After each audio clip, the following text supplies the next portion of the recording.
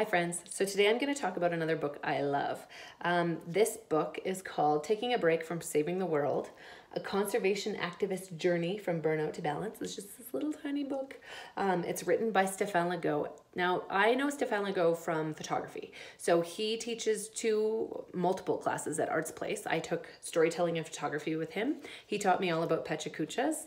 And then I also took a memoir writing class with him. He's written a number of books, as well as being a photographer and a conservation activist. Now, this book is geared to anybody in the social profit sector.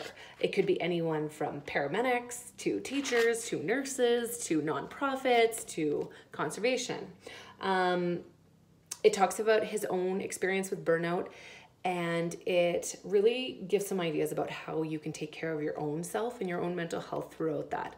I'm going to tell you a number of things I really like about this book. One of the things is his warning at the front of the book. It says, everything in this book may be wrong. It's offered with the best of intent, but it's personal opinion and may be out in left field. You've been warned. And I just love that idea that this is his opinion. Take what you want, leave what you don't want. I also really like that in this book, I'm going to show you the table of contents. He has likened everything, and all of his chapters are about paddling. So he talks a little bit about it and introduces eddying out and taking a break and eddying back in. But chapter 1, paddling heavy water. Chapter 2, the high brace. Chapter 3, when to eddy out. And at the end of each of his chapters, he includes a little box with notes on technique. So specific to that kind of paddling, but really about the idea from that chapter.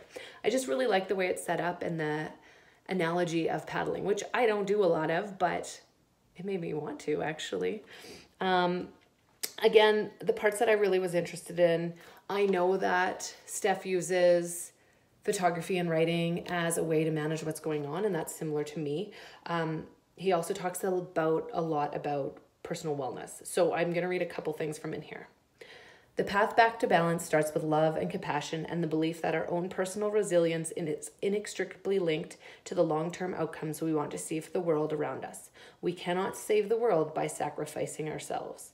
More so, we deserve wellness. Just a really positive idea that I absolutely resonates with me.